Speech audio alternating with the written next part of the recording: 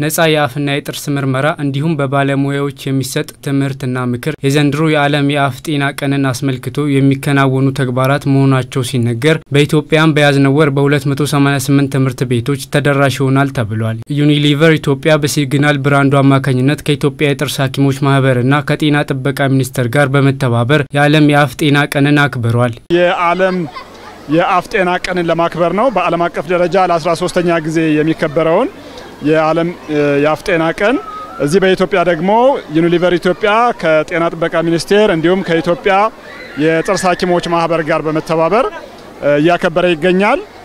ስለዚህ ምንድነው ሲግናል የተሰኘውን ምርታችንን ለተጠቃሚዎች ከማቅረብ ባሻገር የአፍ ጤናን በተመለከተ የግንዛቤ ማስጨበጫ መርሃ ግብሮች ማከናወን ጠቃሚ ነው ብለን ስለምናምን ነው። የዩኒሊቨር ኢትዮጵያ የኮርፖሬት ጉዳዮች ኃላፊ ተማሪዎች ላይ መስራት ነገ የተሻለና ጤናማ ህብረተሰብ እንዲኖር ትልቅ አስተዋጽኦ አለው ብለዋል። ይህንን ስንሰራ ከተማሪዎቹ ጋር ከልጆች ጋር የአፍ ጤና ለመጠበቅ በሚደረገው ጥረት ላይ የበኩላቸውን አስተዋጽኦ ወይም ደግሞ የባህሪ ለውጥ እንዲያመጡ የግንዛቤ ማስጨበጫ ለመስጠት ነው። ልጆች ላይ መስራት ተማሪዎች ላይ መስራት ነገ የተሻለ ጤናማ ህብረተሰብ እንዲኖር ትልቅ አስተዋጽኦ አለው ብለን ስለምናምን ይሄው እንደምታዩ በየትምህርት ቤቶቹ ልጆቹ የአፍ ጤናቸውን እንዲጠብቁ ጥርሳቸውን ጤንነት ንጽህና እንዲጠብቁ የጥርስ ባለሙያ ሐኪሞች እዚህ አሉ።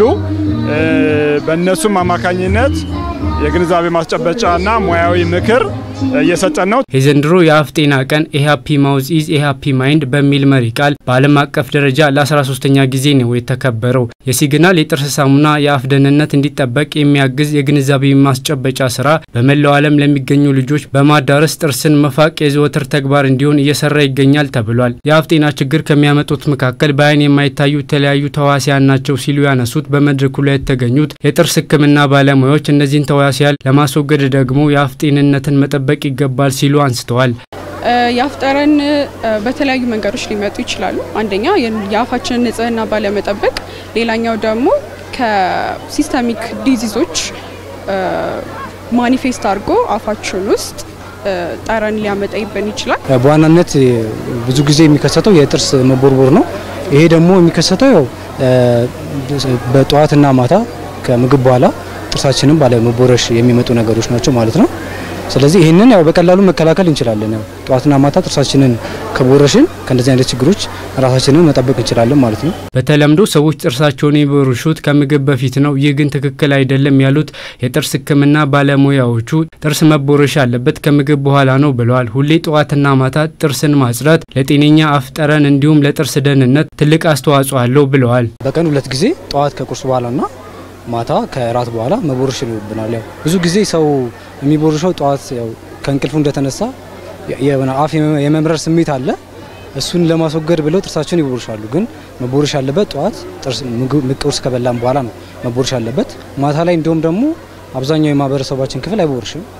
ግን እንደውም ከጧት ይልቅ ማታ ነው መቦረሽ ያለበት። ጥርሳችንን ብናጸዳ ይሄንን የአፍ ጠረንን መከላከል ወይንም ደግሞ ሃሊቶሲስ የምንለው ነገር ልንከላከለው እንችላለን። ወይንም ደግሞ ላይክ በተለምዶኛ ሀገር የምናጸዳው አብዛኛውን ጊዜ ጥርሳችንን ብቻ ነው። ግን ላይክ የምላሳችንም አንደኛው የአፋችን ክፍል ስለሆነ ምላሳችንንም በምላስ ማጽጃ ማጽዳት ይኖርብናል። ዋንኛው ለአፍ ጠረን የሚያመጣው እሱ ስለሆነ ላይክ በጥርስና በጥርስ የሚገቡ ክሮችም አሉ። እነሱንም በፍሎስ በመጠቀም ጥርሳችንን ጤና መጠበቅ እንችላለን። በኢትዮጵያ ሲግናል ቀንና ማታ ጥርስን መፋቅ በተሰኘ የጥርስ መፋቅን ልማድ ለማዳበር የሚያስችሉ የግንዛቤ ማስጨበጫ ተግባራት ሲያከናውን መቆየቱም ተነስቷል።